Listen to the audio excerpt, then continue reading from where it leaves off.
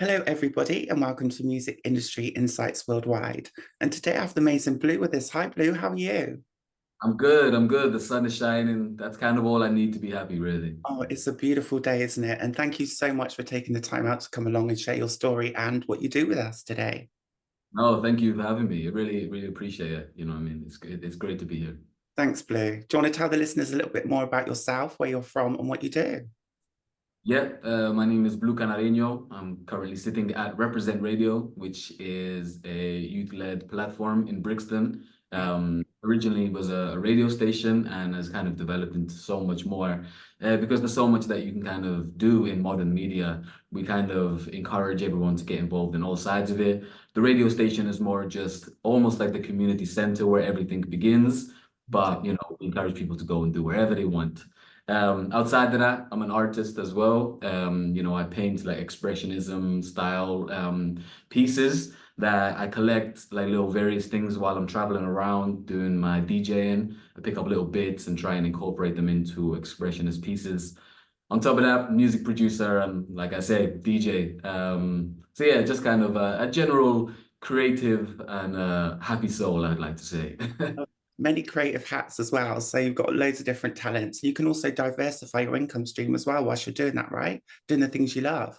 You have to, in 2024, you have to, but people say you have to, it's like it's a negative thing. I think it's a positive thing, the more you learn, the kind of more you can explore the world. If you're just a DJ, say for instance, which is a very much like a great thing, a big part of my life, then you kind of only in the DJ circles or the music circles.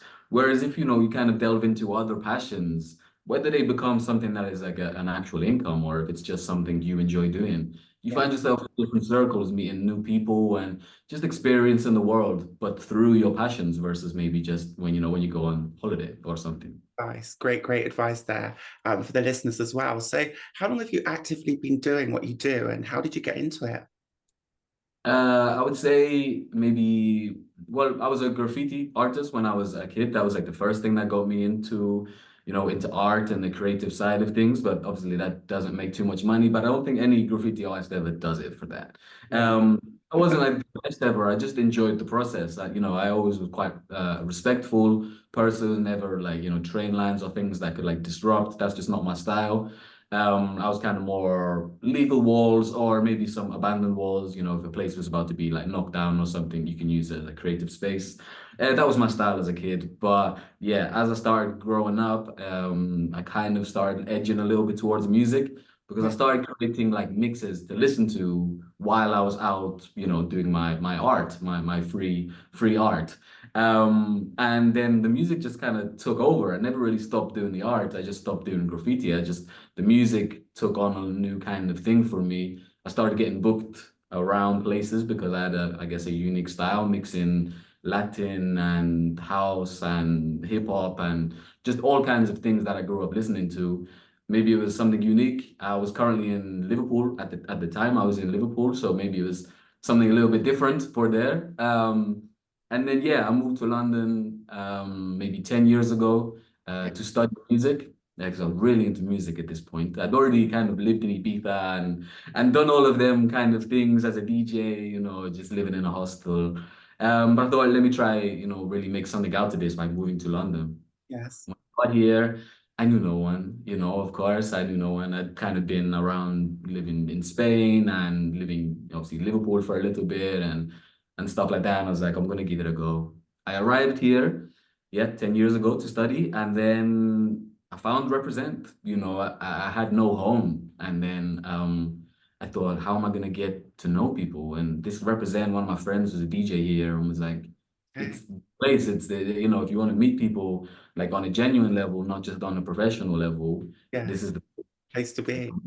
yeah. Fantastic. And then 10 years ago, and I've kind of been here ever since. I was a presenter for a long time, and while I was studying, I offered to like work for Represent if they needed any kind of assistance because I knew a lot about music. Yeah. Now I'm kind of like the stand-in one of the managers, I guess. Funny how things can happen. Yeah. But I love it here, it's a great place. And what Represent did for me, I want to do for the next generation. I love that. It's really inspiring as well, and quite familiar to my own story, where sometimes you have to travel and you have to move around to get to where you want to go and be in the right places, right? So, how did that affect you, and how did that make you feel? Obviously, did that give you more strength and more, determination to succeed and meet new people and push you into areas that you might not have gone to if you was in a more comfortable, say, friendly group of people?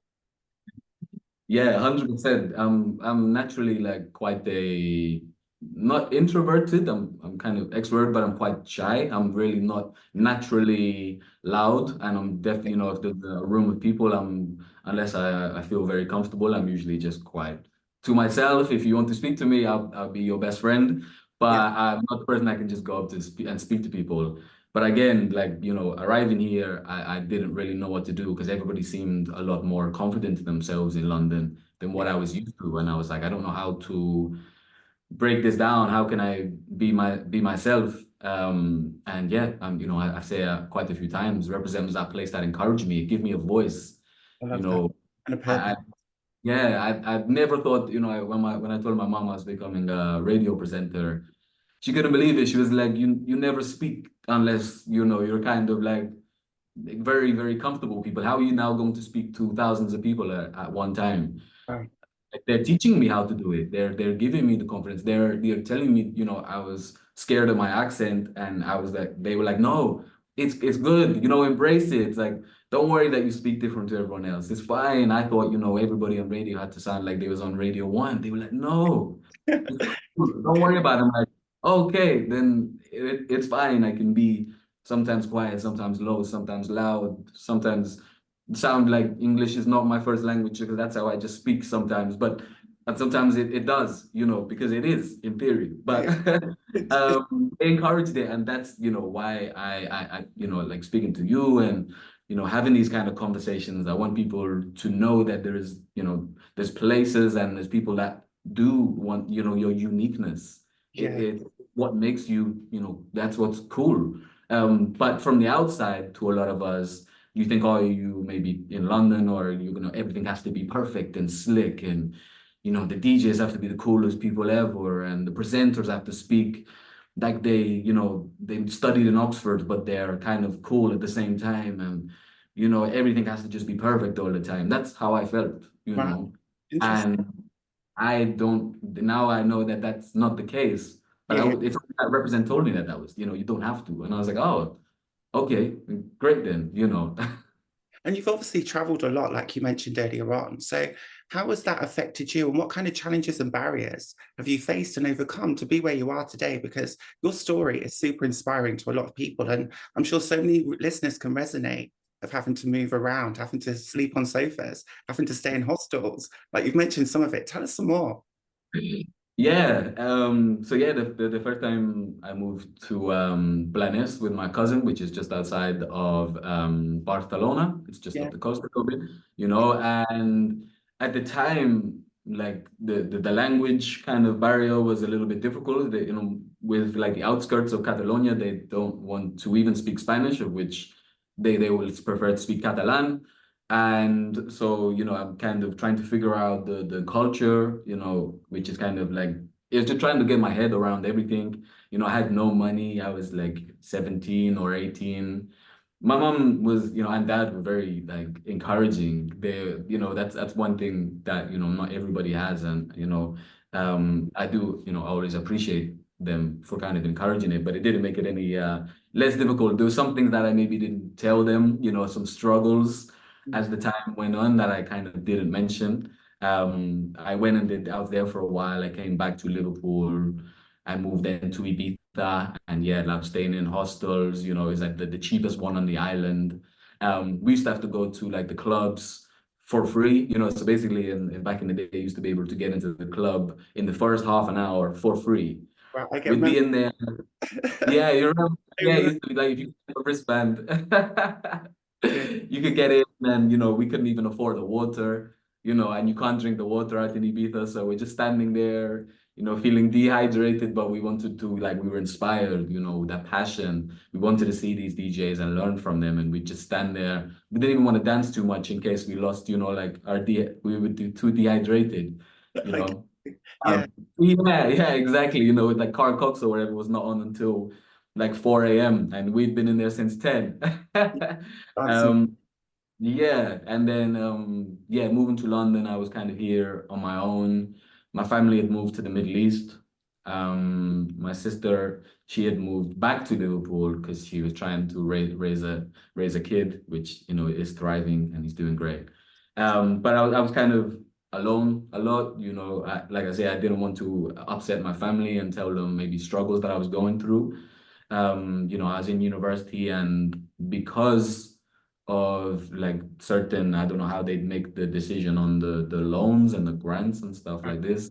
Student I finance. was struggling like very, very bad. Like they didn't give me a grant, but they give me just the loan, which meant I still had to work full time in Yeah. Oxford while I was in university. So I'd go to a lecture, you know, go work there for a few hours, go back and then like ask if I could have like an evening shift for a few hours. Whilst in university, you know, I ended up becoming vegetarian through necessity because meat was like my biggest outgoing. Yeah.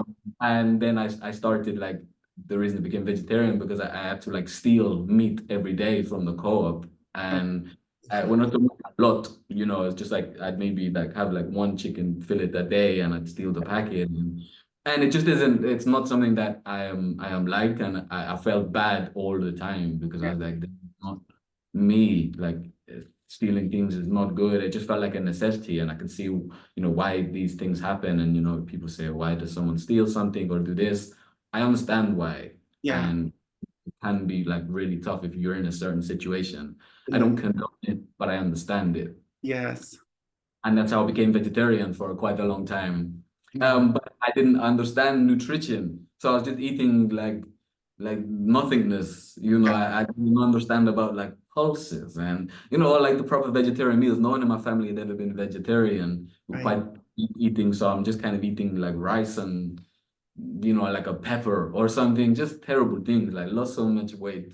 And you know, Uh, it was one of them things. It was pretty rough. You know, my family were like, "Why are you losing so much weight?" And I was like, "Oh, it's a choice, because I'm vegetarian." And they were like, "You don't look healthy. You know, you look sad." And I was like, it really was, you know, quite a struggle. You know, yeah. I can't many ups and downs. You know, traveling opened my eyes to a lot of things. You know, to go back to your original question, it Yeah. did kind of open my eyes, you know, because here in the UK and in Europe in general, you know, it's quite a well-off continent, you Yeah. know.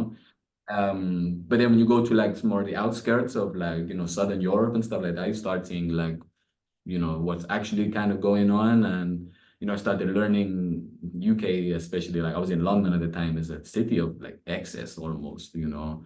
And so it just made me realize you can be happy. I can be happy. I can do this.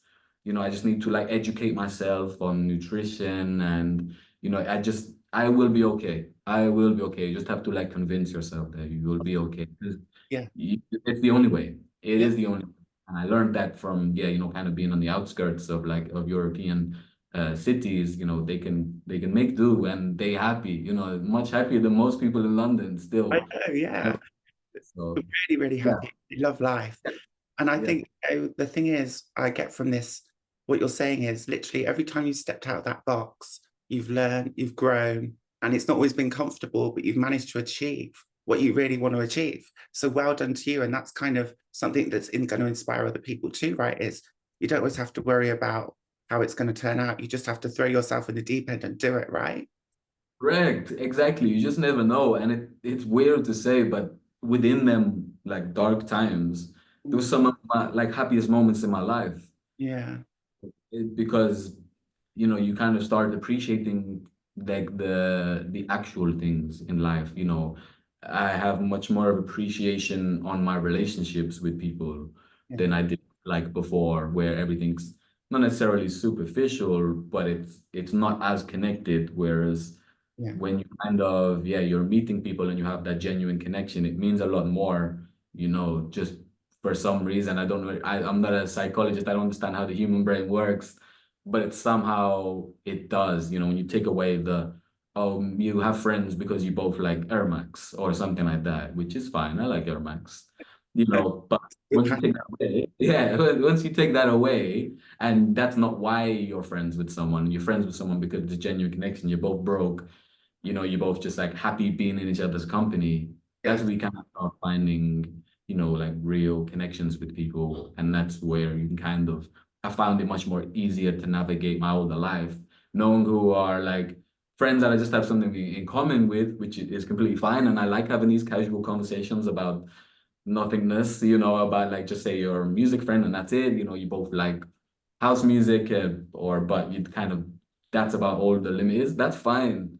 But Yeah. then like them other ones being like, no, this is deeper than this. We kind of like Yeah. we don't have as much in common, but for some reason we just love speaking. I love that. I'm like it made me more open to like having these friends. When That's people true. are like, how is it that you two are friends? It's like we just like each other. We're just, we Honestly, enjoy like conversation. yeah, Yeah. I get that. I totally feel that. Do you want to tell us a little bit more about Represent and the radio show, what you do? Yeah, And of course. I'm always happy to speak about represent with it doing so much for me. yeah, So yeah, it was started maybe 13 years ago, I want to say. And at the beginning, it was kind of just like it was a radio station, but it was more of a youth center. yeah, Like, let's have it right. But it had like the ethos of, getting kids off the street and giving them somewhere to go. But instead of just the classic, youth center of like the 90s or whatever, which I was going to, where it's just like a pool table, kids are playing football and this, which is still very good. And I think it's very, very important, which we're seeing less and less of. mhm, It kind of was like, how's about we harness their creativity into something that can actually like go on to something, give them something. They come in here to do a radio show, and the discipline behind doing a good radio show is like is can be quite extreme, but we're here to guide and not judge. It's not like, oh, that was terrible. Is like we'll listen back with people, see how we can improve and stuff like that. So when I first arrived, it was like the first generation of when Represent started sounding a lot better and being quite well known in London. yeah, That's where maybe like Kenny All-Star, who went on to One Extra, kind of began. And then in my kind of era, it was kind of like Henry, who was on Kiss, and Remy, who's on Radio One. And, we all were here together, and everyone's gone on to do whatever they're doing. I was at the BBC the other day, and I've seen 7 people from Represent, and it's just kind of like, yeah, okay, it's not becoming that industry known. It's almost like a training school for um, the creative industries almost at this point, yeah, which is just an amazing thing. Someone will come and they still don't want to be a radio presenter, but we can teach them so many skills that will be transferable. Even if, some people, again, I was in the Sony building and there was another 4 people, one person's an A&R, one person's a label manager now, and that has nothing to do with radio, but they learn it they, here. they are, Yeah, yeah, it's the 100, same skills. yeah. I really, Um, really, and what's the age group of the people that can attend? it's 18 to 25 Yeah, for when you're joining Represent. yeah, That's just the window that we do. A couple of years back, before COVID, we were able to do like work experience from like 16 to 18, which is really great, and we'd love to get back to doing that. Because there's no reason to not. It's just that you have to go through a different kind of set of like rules or whatever. But we're all fully DPS checked and stuff like that. So I'd love to get back to that. great. Um, you can still be on Represent after 25, but you just can't join, if that makes any sense, because Yeah, that's yeah, like the of like training. Like say, for instance, I'm just over 30 and I'm still here, but I was here from when I was like yeah, 22. yeah, yeah, I Uh, get you. and so on and so forth. And that's completely fine. People stay until they decide Yeah, it's time to go to their next destination. And that's one thing that we really encourage. Represent is probably the only business model I've ever known that brings people on and is excited for them to leave. It's yeah, like we yeah, put all of our energy and money into training someone when get nothing back, and we want them to leave, like in a positive way. yeah, We want them to go to BBC. Like that's good. We don't mind doing all the legwork. It'd be great if we could get some extra funding, but we do what we do out of love. right. We don't get paid for every person that then goes on anywhere. We Yes. just do it out of love. That's kind of the ethos of here is come, learn, leave. And when So we can teach the next one. And how often do you run your stuff? Is it a daily thing? And do you have to pay to do that? No, you don't have to pay to be a rep. It's not like the old pirate radio model, which I've always understood, because people like taking time out of their own day and they have to, there's a lot of costs behind it. Yeah, We don't. We are now a fully registered charity as well, which right. is going to help us with staying afloat and stuff like that. We kind of do brand deals. Anytime that we do like a gig, if a brand is paying, then we make sure the DJs get paid. Yeah. Um, you definitely don't have to be paid to be here. Yeah, we broadcast 24/7. We're on FM, so we kind of are obliged to by Ofcom. We're regulated the same way every other radio station is. If you're on FM, you can't swear, and you have to keep going 24/7. Well, I'll get that one. So can you tell us if anyone wants to donate money to Represent, or if they want to find out more about Represent, how could they connect with you? Yeah, so there's the classic like info@represent.org.uk, which is a very general one. It then bounces something back saying if your how you say your question or it is regarding certain things, to email this person, to email this person. Donations are always welcome. We did a GoFundMe not too long ago. How you say GoFundMe, something like this. Yeah, A funding thing, yeah. And it went really well. The thing that made it super special is that it's not that we expected all of like the big corporations to help us, but it actually was people that got us over the line. right. It was like an actor that had been here for an interview while they had been promoting a movie. Like, I'm never going to name names, but they sent us like £1,000. Someone that used to be a DJ here and is now on BBC sent 100. They were like, oh, just to say thank you. That's what actually got us there. Well done. That's what got us there, which was like really heartwarming, Yeah, yeah, we're always open to work. I personally, I'm always like, and I always prefer to work for the money. We always appreciate donations, but anytime that someone has like a business or something that maybe they can do, if they're an event that's doing well, yeah, and they want to donate, let's just collab on an event so they can get something out of it too. We like to do things versus, we're not trying to just be saved by people. We want to work with people. We enjoy it. That's the whole point of it. Money is one thing, but it's kind of like doing things and bringing the kids and, showing them that like there's still interesting things going on.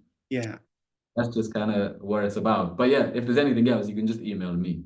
yeah. That's blue@represent.org.uk. Uh, So one of all our emails is just our name at represent.org.uk. So if you know anyone in the building or who's on rep, it's probably just their name. And then really simple. Thank you very much. And what's your thoughts and feelings? You're based in Brixton as well, is that right? Yeah, Yeah, we're based in Brixton. It was originally in Peckham, but now we are in Brixton. We're inside of Pop Brixton, which okay, is really fun because they have pies downstairs and it's just a cool environment to kind of be in. yeah. They always say Pop Brixton's going to close, but they've been saying that for about 5 years now. So just one of them things that they Yeah, keep going. I think Represent will always be Brixton. There's just some kind of connection here. We have quite a strong connection to the Caribbean community, yeah, both with the people who are on the station yeah, and just in general, yeah, being in South London. yeah. I live in East London. I'd always wanted to be East, but that's just Yeah. I'm just sick of commuting. But I Yeah. do what I have to do. I understand the bigger mission. I get out my own way, and yeah, we're in Brixton, Brixton proud. Fantastic. So what's your thoughts and feelings around equality, diversity, and inclusion in the radio sector at the moment? What do you think? Yeah, so it was something that we were speaking about when we first met. Originally, it's something that I think is very, very important. It's something that kind of I feel got neglected for quite a while, and people didn't even think about it. It's probably something that got neglected for a long time in all industries. Yeah. But I feel like the creative industry in general kind of caught up, but I didn't see it as much in the radio. Okay. Say like DJs and the clubbing sector seem to catch up a lot quicker, and that seems to be thriving. It seems to be getting there. It's still so far to go. There's still Yeah. so far to go, but it seems to be like moving at a good pace. It could always move faster, but people are starting to, be more open to it in the DJ world. Parties are like some of the parties I've been to like lately are some of the most diverse crowds I've ever seen, and I love that. And nobody seems to be batting an eyelid, and that's the beautiful thing about it. Everyone's there enjoying themselves. You know, no matter what your background, people are there enjoying themselves. How do we move that to radio? I think is like the next steps, because Yes. not as much. How to say, like when say on radio, not that I want to put in BBC or, you know, in the majors or whatever. How diverse are they really? It's Yeah. kind of diverse, but let's be real, there's more people that aren't being represented. That's the word. Because I'm in representative, we always feel weird saying the word, but there's not everyone is being represented Yeah. in the majors, in the commercial radio sector. Yeah. And I think once again it'll be down to us to kind of pave the way. Like if we can do it from the grassroots level, Yeah. then they'll follow suit, because you know, say the people that run these things, they're still quite old school. They Yeah. need us to show them the way, as we always have done. Fantastic. And so that's something that's a big part to represent. It's something that we spoke about in meetings. Yeah. We speak about like quality and diversity in almost every meeting, and we still have like a way to go. And we're trying to find the next generation of people from every background, you know, and everything. Where, you know, we want every single person that can be represented in Yeah. represent. That's the whole point. And are you seeing more women coming through and wanting to be a radio DJ or a DJ or anything like that? Are you seeing more of that as well now? Yeah, so that's like that's the first one. They, you know, women are like, I think maybe our females are, you know, identifying are probably, I think it's maybe more than the male counterparts at the moment at the Uh, station. Yeah. Um, if for some reason when it comes to the presenting side of it, the guys have started like moving to just wanting to be DJs. Okay. And we're losing the voice, but that's okay because they took up that much, they took up that space for long enough. That's fine by us. We're like, great, you know, and we're encouraging more females to be like DJs, you know, to be able to make the extra money. It's not like that the guys are the DJs and the girls are the presenters, because that's like quite an old school, you know, the guy does the technical things because they're a guy, and you know, the Okay. girl does the thing because they have like that's super old school. I want it to be like the other way around. I want everyone to be doing everything. So Yeah. we'll be teaching people how to be DJ. If they say they want to be a DJ, we're like, cool. They show you how to DJ. We want you to be playing our next event. We're gonna do everything that we can. Amazing. Um, but yeah, that you know, it's great. You know, if you look on I think if you look around, there is a lot more DJs that are female identifying, and they're getting great bookings, and I just love to see it. Good. Same here. Yeah, that's really good.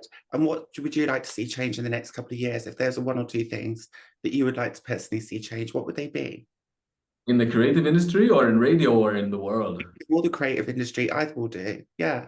Whichever ones you What would I like to see? I just kind of want to see it's really difficult because you know a lot of people aren't feeling so positive about the kind of creative industries, you know. Unfortunately, like news is we're kind of bombarded with news and want. you know stuff like this all the time because of social media, and there's just nothing we can do to avoid it. But a lot of it is like negative news, I was and going it'll to be that yeah, you know if you're in the creative industry, you may as well just give up, or you're going to be poor your whole life, or this or whatever. I just kind of want to see more positivity, like being like say, mhm, shown. yeah, Like that, I'm really simple that way. It's like I don't know what I can do to change like the bigger picture other than what I'm doing. You know, what we do here, we're gonna continue doing it. And there's nothing until the day this place closes, we're never gonna change. There's just I refuse. There's just not gonna happen, but they're never gonna ask me to change. So it's okay. So yeah, we're doing what we can. All I want to see is like other people just kind of feeling a little bit more positive. I don't know how we do that as, you know, a community as a whole. I yeah, don't know how to get there. I really don't. But as your question was, what would I like to see? yeah, Is that, you know, I wanted to, you know, I'm probably one of them peace and love kind of people. I want to, you know, I don't want to see bad things happen no more. I don't want to, I not don't that I want to put my head in the sand, but I just don't want to see it no more. There's like so much good stuff happening. give action. Yeah, Let's, make loudspeaker that, you know. yeah, yeah. And obviously being in the music and entertainment industry, it does affect people's mental health. Has it affected yours? And if so, what have you done to kind of make that less impactful on how you operate? Yeah, it's really difficult because yeah, like although my mom and dad were very encouraging, people and of me, and they understood that I was gonna do what I was gonna do. They was always kind of like, you do realize you're gonna be like poor for your whole life, right? Yeah, they Like, always say that, don't they? Music doesn't pay the bills. Yeah, I got told that. yeah, exactly. And pretty much everyone, kind of tells you that. And that can have an impact on you. It's okay when you're in maybe your 20s or whatever. Yeah, Now I'm like going into my 30s. It's like I feel like I'm in constant like battle of what I should be doing. It's really difficult. You start having more responsibilities just in general, or you kind of feel them a little bit more. yeah, And so when things can feel like quite bad or tough, like it really feels tough. It almost feels like, and because you're like, I can't switch or pivot like jobs now, if that makes any sense. That's how it feels. very Like when personal, isn't it? yeah, like you kind of feel like, what am I actually going to do here? Because like I was saying, the reason I want more productivity is because yeah, all the time I see like, yeah, you do this job or wherever you're in this, it's like, oh man, my industry is like going. I'm like, well, we're kind of committed like so long to it, what am I gonna do now? In the last 6 months alone, I think I've done a sustainability course thinking I was gonna have to move to an energy company. Oh I've wow. been doing Google project managers, which can kind of work, it works like in here as well. But I'm like constantly in a state of, I need to get out because it's going nowhere. Wait, no, I can't because it's too late. And that can really go on top of you. Yeah, I'm It sorry. really Yeah, can. But I try to, stay as healthy as I can and keep my mental health in check. I try and walk where I can when there's a nice day. yeah, Will not catch me inside. I will just be walking around London, just like, just trying to just feel good about things, trying to have good interactions with people.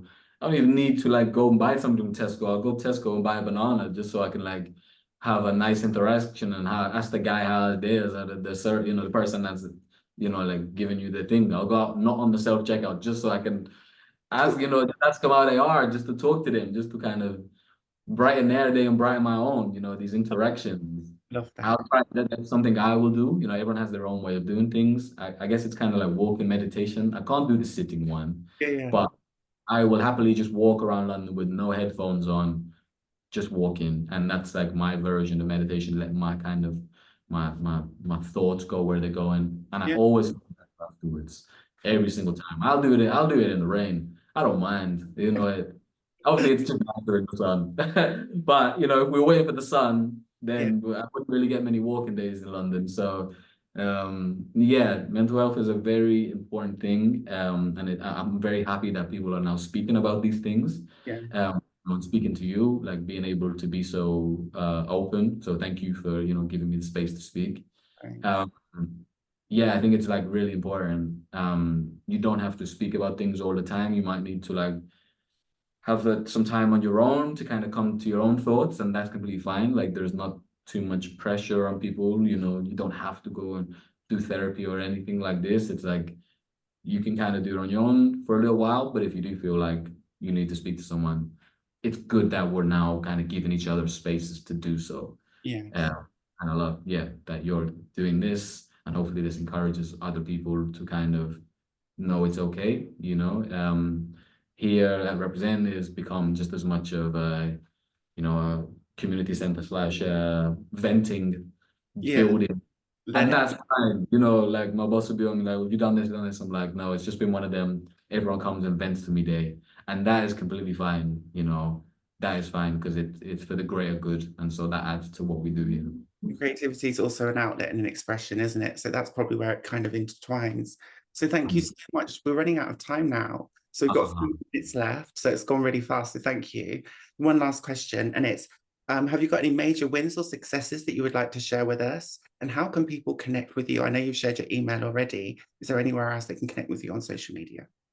yeah, my at is at Blue Canarinho, which is just blue, the English spelling. And then if you put in like Canarinho, It should probably show up by that point, but if you know anything about football, it's like Ronaldinho but Canarinho. Either under It might show up. Yeah. So yeah, that's where you can find me. And what was the first question? Sorry. major wins or successes that you would like to Major share? wins. Major wins. You know, I've had so many major wins for like myself and my art, which I'm very thankful for. But in reality, I actually get so much more from seeing other people win. Yeah, Like one of my jobs here at Represent is kind of getting people into the places that they need to be. So, you know, it's always whatever the last one was, is kind of my major win because yeah, I don't everyone's like I know everyone's not like a children, but it's kind of like they're all, you know, a part of me. And so like picking one would mean that I'm not picking the other. And so I will never do it, which always means it's always the most recent one. yeah. The most recent one, yeah, the reason I was at BBC the other day, one I was speaking about Represent on Radio London, but at the same time, they're doing a 30 years of UK garage celebration. Yes. And I got two of the presenters from the station. Like BBC called me and was like, "Can you get us like two DJs?" I got them to do it. Yeah, I got them down there. It was like their dream to be on BBC playing for the UK garage, and for 30 years they're almost not always in tears, but about as close as you can come for a moment. You know, the big garage heads, Dria and Zephyr, and I got to see them there. And yeah, they said it's like the biggest moment of, or one of their most favorite moments of their career. And it never would have happened if I didn't be able to put them in contact.